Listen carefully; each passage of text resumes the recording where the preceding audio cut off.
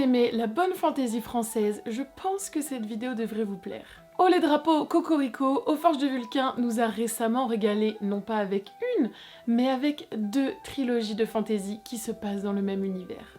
La première, et celle dont je vais vous parler aujourd'hui, sans spoil, rassurez-vous, c'est Capitale du Sud de Guillaume Chamanadjian. La seconde, c'est Capitale du Nord de Claire Duvivier. Et oui, ces 2 trilogies fonctionnent en duo et se répondent l'une l'autre pour créer le cycle de la Tour de Garde. Dans cette vidéo, on va donc revenir sur la genèse de ce projet d'écriture à 4 mains un peu fou et sur les points qui font que Capitale du Sud est une saga particulièrement savoureuse et qu'on prend le temps de s'en délecter. Et vous allez voir que le champ lexical de la nourriture n'est pas choisi au hasard. Et si vous n'avez pas lu cette saga ou que vous ne l'avez pas encore terminée, si vous êtes au tome 0, 1, 2, 3, peu importe, rassurez-vous, tout est sans spoil. Attachez vos ceintures, accrochez-vous bien, on s'en va pour Gémina, la capitale du Sud. C'est parti!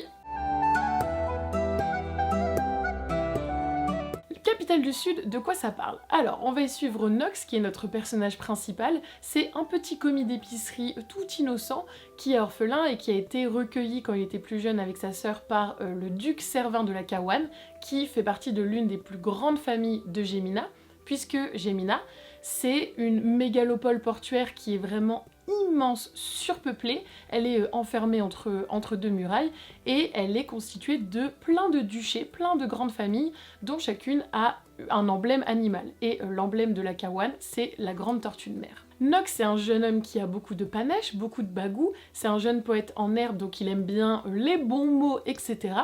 Et le duc Servin va rapidement essayer d'exploiter les talents du jeune homme pour assouvir ses petits besoins politiques, entrer dans le jeu d'influence qui se joue au sein de Gémina, et il va essayer notamment d'utiliser Nox pour contrer une autre des familles qui est en train petit à petit de centraliser et d'accaparer le pouvoir au sein de la ville. Alors vous vous doutez bien que le jeune Nox, il va donc se retrouver impliqué dans plein de complots et d'intrigues politiques qui le dépassent légèrement, et par légèrement j'entends vraiment beaucoup, jusqu'au jour où il va découvrir un recueil de poésie et que dans ce recueil, il va lire un poème dont la rythmique le touche particulièrement. Et ce livre de poésie, bien plus que de simples poèmes, il va apporter beaucoup de questions, mais aussi beaucoup de réponses autour des mystères qui englobent la ville, mais aussi des mystères qui englobent l'existence de Nox en lui-même.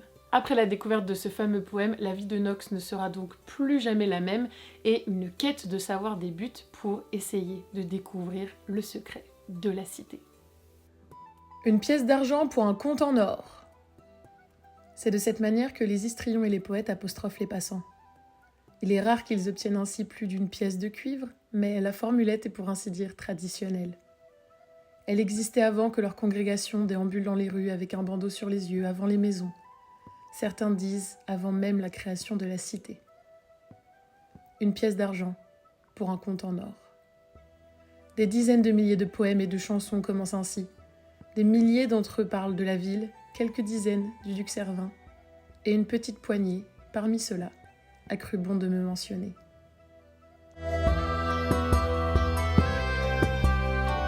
Capitale du Sud, on pourrait presque voir ça comme de la fantaisie urbaine, puisque Guillaume Chamanadjian va vraiment créer une ville qui est vivante, avec des aspérités, avec des gens qui râlent, avec des gens qui se promènent, bref, une ville classique. C'est pas forcément un personnage à part entière, mais en tout cas, c'est une ville qui a été construite avec beaucoup de réalisme, de manière à ce qu'elle serve de cadre pour les intrigues, l'histoire, et de manière à ce que le lecteur, quand il évolue avec Nox au sein de Gémina, il se sente bien dans cette ville. On s'attarde dans ces ruelles sinueuses, aux influences méditerranéennes, puisqu'on suit Nox dans toutes ses courses de petits commis d'épicerie, et on passe des toits au souterrain à l'intérieur des boutiques et des maisons. L'auteur a vraiment réussi à nous faire ressentir l'âme de cette ville, où il fait bon vivre, c'est chaleureux, c'est accueillant, et finalement on ressent que c'est une ville où tous les problèmes se règlent autour d'un bon verre de vin et d'un bon sanglier rôti. Si ça pouvait être comme ça dans la vie de tous les jours, je ne dis pas non. Autre point fort de cette trilogie, c'est que l'auteur joue avec tous nos sens, puisque Guillaume Chamanadjian, il décrit Gémina comme la ville de la gastronomie, du vin et de la poésie.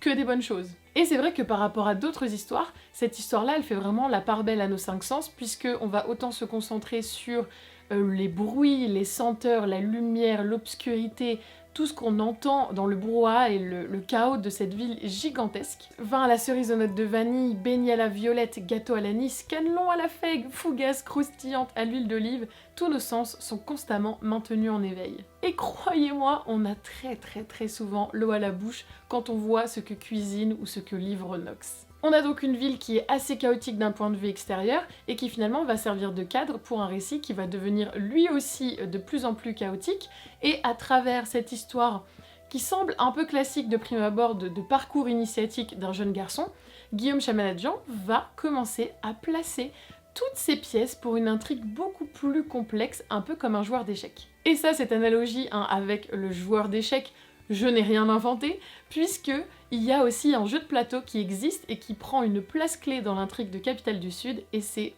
la Tour de Garde. Oui, la Tour de Garde, comme le nom du cycle des 2 trilogies entre elles. La Tour de Garde, c'est un peu comme un jeu d'échecs, c'est-à-dire que 2 joueurs s'affrontent en duel avec des pièces représentant les grands acteurs d'une ville, comme le marchand ou la dame, jusqu'à détruire la ville de l'autre.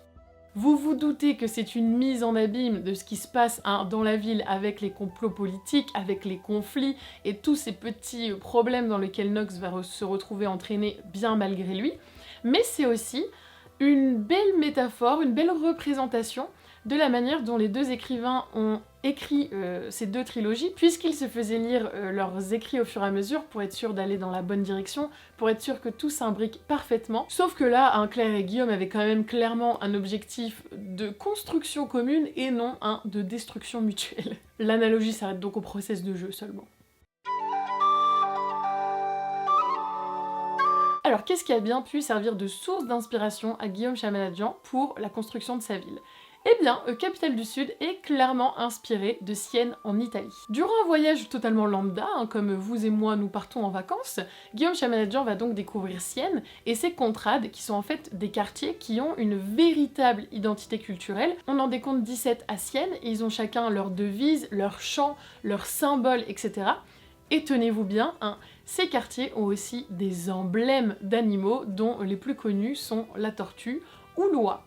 Est-ce que ça ne vous rappelle pas quelque chose ? La Florence de la Renaissance joue également un grand rôle dans la construction de cette histoire, puisque ce fut une cité chaotique, divisée en différents quartiers, régie aussi par des ducs qui s'affrontent pour la gloire et l'argent. On retrouve aussi une influence de Marseille, puisque Guillaume Chamanadjian a grandi dans la région, et que Gémina est une ville méditerranéenne portuaire. Petit à petit, ça va donc faire tilt dans l'esprit de Guillaume Chamanadjian et de Claire Duvivier. Ils vont s'imaginer une ville de pierre, de terre, d'ocre qui serait gravie sur plusieurs collines et qui abriterait plusieurs maisons qui auraient chacune un blason avec des animaux et qui s'affronteraient pour le pouvoir. Les quartiers de Sienne ne sont pas les seuls à avoir inspiré l'auteur. La ville est aussi connue pour son palio, une course de chevaux ancestrale qui se tient sur la Piazza del Campo et qui a lieu 2 fois par an. Durant cette célébration, de nombreux banquets sont organisés dans les rues et on chante en chœur les mêmes chants depuis des siècles. Or, le chant et les traditions ont une place majeure dans l'histoire de Capitale du Sud, je ne vous en dirai pas plus, mais si vous aimez les belles histoires et les contes, croyez-moi, vous ne serez pas déçus. Au début, Guillaume Chamanadjian et Claire Duvivier vont donc s'imaginer, mais vraiment pour rigoler, une Sienne beaucoup plus grande avec quelques petites intrigues, etc. Ils vont coucher ça sur le papier comme un hobby, comme un autre. Et c'est quelques années plus tard, durant une visite à Amsterdam, qu'ils vont avoir la même sensation, la même impression avec cette ville qui est très divisée, très structurée. Et cette fois, Amsterdam va inspirer Capitale du Nord, et ce simple exercice d'imagination, d'abord avec Sienne, puis avec Amsterdam, va se transformer en une idée beaucoup plus concrète, beaucoup plus globale, et ça va donner naissance à la Tour de Garde. Alors trêve de suspense, évidemment, j'ai adoré Capitale du Sud, j'ai vraiment adoré. Il faut savoir que Le Sang de la Cité, qui est le premier tome de la trilogie, c'est le premier roman de Guillaume Chamanadjian. Eh ben ça ne se voit pas du tout, ça ne se voit pas du tout puisque la plume de l'auteur, elle est très fluide. Il sait très bien raconter les histoires. Finalement, on suit ce jeune homme qui est jeune poète, qui adore la littérature, qui adore la poésie, et on ressent que c'est aussi un amour qu'a Guillaume Chamanadjian, puisque dans sa plume, on voit qu'il aime les belles phrases, on voit qu'il aime les beaux mots. Je vous parlerai évidemment seulement du tome 1, mais sachez que j'ai dévoré les tomes à leur sortie. Voilà, je n'ai pas attendu très longtemps, à chaque fois j'avais hâte de retrouver les personnages, j'avais hâte de retrouver l'histoire. Le premier tome, on est sur un roman d'apprentissage, tout ce qu'il y a de plus classique en fantasy, on va dire, et qui pourtant arrive à apporter de l'originalité, à réutiliser les codes du genre sans pour autant tomber dans trop de clichés. L'intrigue est vraiment très qualitative, mais finalement, c'est peut-être même pas ça qui m'a le plus marqué, c'est peut-être cette ambiance. Cette ambiance, puisque forcément en fantasy médiévale, on a l'habitude souvent d'avoir des chevaliers taciturnes, d'avoir des tavernes un peu enfumées, d'avoir des forêts brumeuses, etc. Et là, c'est sympa d'avoir ce côté complot politique, conflits territoriaux, etc. mais avec du soleil, de la bonne bouffe, de la bonne humeur, un petit garçon qui, voilà, aime la bonne chair. Et mine de rien, c'est pas une ambiance, voilà, solaire comme ça qu'on retrouve très souvent dans les fantaisies médiévales. Je vous l'ai dit, la plume de Guillaume Chamaljian, elle est extrêmement fluide. Vraiment, il écrit très très bien. On sent qu'il aime lui-même les histoires, puisqu'il va inventer plein de contes, de chants, de mythes pour nourrir son univers, nourrir son intrigue, et vraiment apporter des couches de profondeur à son univers. Et j'ai trouvé ça vraiment très agréable, puisqu'on sent qu'il s'est amusé à créer ses mythes, amusé à créer ses contes, qu'il aurait peut-être aimé avoir quand il était jeune, ou voilà. On sent qu'il a aimé jouer au Père Castor. C'est donc de l'excellente fantaisie médiévale, vraiment, c'est une fantaisie doudou, quand on ouvre le livre, on sait qu'on va passer un excellent moment. Quand on aime soi-même les contes, les mythes, eh bien on a une partie du récit qui est un peu construit comme ça, comme si on était en train de découvrir quelque chose, comme si Nox nous racontait. Et on a aussi cette part de merveilleux, de fantastique, de magie qui est omniprésente et qu'en même temps, on a un peu du mal à toucher du doigt. Et cette forme de magie, j'ai beaucoup aimé puisqu'elle est un peu originale. On a à la fois la magie utilitaire que tout le monde connaît et que tout le monde accepte à Gemina, et en même temps, une magie mystérieuse, un peu plus sombre, que cette fois-ci personne ne connaît. La magie, elle se fait donc discrète, comme si elle était elle-même cachée entre deux mythes fondateurs de la cité, entre deux pages de poésie, et elle est au service de l'intrigue. On a un surnaturel qui n'est pas là pour être là parce que faut répondre à des codes de fantaisie, on a un surnaturel qui existe pour servir l'intrigue, de la même manière que la ville offre un cadre à l'histoire. Impossible de parler de Capitale du Sud sans mentionner l'amitié, ces relations amicales qui sont tellement fortes puisque en fait les liens, les relations, les interactions avec les personnages entre eux et avec voilà, l'univers qui les entoure, ça va faire avancer l'intrigue et ça prend une place majeure. Et Guillaume Chamaljian, il avoue que voilà, ses sources d'inspiration, c'est Alexandre Dumas, c'est les grands romans d'aventure de Cap et d'épée, et c'est vrai que quand on l'entend dire ça, on pense forcément à l'amitié des Trois Mousquetaires, puisque là aussi, Nox, il a une amitié qui est indéfectible, il a une loyauté sans faille envers ses amis et envers ses valeurs, et c'est vrai qu'il y a aussi ces côtés aventure, panache, ironie, humour, bons mots qu'on retrouve dans Capitale du Sud et qui apportent un peu de légèreté et un peu de bonne humeur à ce récit. Alors, les petits points négatifs avec des gros guillemets, c'est que Guillaume Chamanadjian et Claire Duvivier, avec la tour de garde, ils ont créé un univers qui est très vaste, qui est très riche et qu'on ne fait qu'effleurer du doigt. Ils vont beaucoup citer les territoires, qui sont des pays situés au-delà de la mer, qui sont colonisés, etc. Mais on n'en apprend pas forcément plus sur leurs relations avec les cités, etc. Un tout petit peu plus dans Capitale du Nord, mais c'est très peu développé dans Capitale du Sud. Et donc on ressent un world building qui est très riche, qui est vraiment présent dans le travail qu'ils ont dû faire préparatoire en amont, mais finalement est très peu intégré au récit pour des questions de rythme qui sont parfaitement compréhensibles. Mais en tant que lecteur, on est un petit peu frustré parce que on adore cet univers, donc forcément on a envie d'en connaître tous les rouages. Mais c'est un choix qui est conscient et parfaitement compréhensible de la part des auteurs parce que dans une table ronde qu'ils ont fait à Ouest-sur-Lan en 2022, qui est très intéressante sur la ville justement, donc comment écrire l'urbain en fantasy, je vous mettrai la vidéo en barre d'infos, ils expliquent ce choix de world building qu'ils n'avaient pas envie d'intégrer pour ne pas alourdir le récit. Ils avaient vraiment à cœur de garder la narration au centre de l'histoire et que le world building n'étouffe pas en fait toute cette intrigue, et ils ont essayé de jouer sur l'incarnation de leurs personnages qui incarnent les valeurs de la ville. Donc Nox incarne dans son comportement les valeurs de Gemina,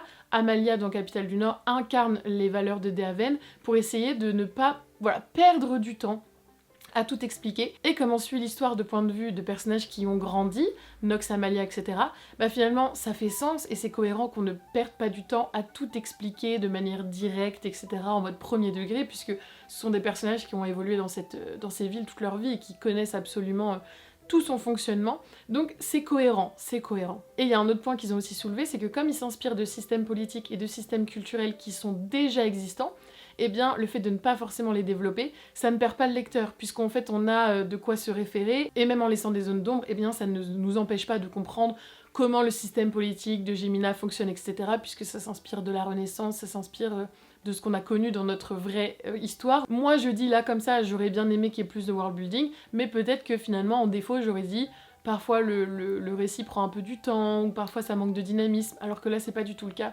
C'est très dynamique, on a beaucoup d'actions, sans pour autant que ça fasse enchaînement de péripéties pour en mettre comme ça. C'est très bien dosé, donc j'imagine que c'est un très bon choix, et que c'est simplement, hein, en tant que lecteur un peu picky, qui aime bien le world building et les univers de fantasy développés. Oh, on aimerait bien en avoir plus. Donc vous l'aurez compris, hein, ces défauts n'en sont pas vraiment, et ça ne gâche en rien, ça n'entame en rien le plaisir de lecture qu'on a à découvrir Capitale du Sud et Gémina. Et pour le coup, si vous ne savez pas par quoi commencer la fantasy, mais que c'est un genre qui vous intéresse, c'est absolument parfait. Parce que justement, vous n'allez pas être noyé sous un système de magie super compliqué, sous un world building qui prend des heures à expliquer, etc. On est sur des systèmes qu'on connaît, on est sur de la gastronomie méditerranéenne qu'on connaît, qui est gourmande, qui est riche, on est sur plein de sens qui sont stimulés, donc qui facilitent l'immersion dans le récit. Je trouve que c'est une trilogie qui est absolument parfaite pour les gens qui veulent débuter le genre. Et petit point éditorial absolument merveilleux que je tenais à souligner, puisque la question est pourquoi tous les éditeurs ne font pas ça, il y a au début du tome 2 et du tome 3, un résumé du tome précédent. Donc, si vous commencez le tome 1 et que vous lisez le tome 2 un an et demi après, les gars, il y a un résumé au tout début du livre, comme ça vous n'oubliez rien. C'est absolument merveilleux! Et j'aime aussi beaucoup le fait que les couvertures, elles matchent entre elles, et qu'elles racontent en elles-mêmes l'évolution de l'intrigue avec une ville qui devient de plus en plus chaotique, qui gagne en noirceur, un peu comme Nox qui perd peu à peu son innocence. Et vous vous doutez bien qu'ils ont fait pareil avec la trilogie de Claire Duvivier, Capitale du Nord, qui cette fois s'inspire d'une architecture et d'un système plus nordique avec l'inspiration phare d'Amsterdam. Alors, la Tour de Garde, c'est donc un projet ambitieux qui a été lancé avec les Forges de Vulcain, puisque c'est une saga à 4 mains avec 2 trilogies, et même si techniquement, vous pouvez les lire séparément, puisqu'il y a un début, un milieu, plein de péripéties et une fin, je vous conseille, mais 1000 fois, de les lire en simultané. La première raison, eh bien, c'est que Capitale du Nord est une trilogie extrêmement qualitative et que la plume de Claire Duvivier est aussi extrêmement agréable, très fluide, etc.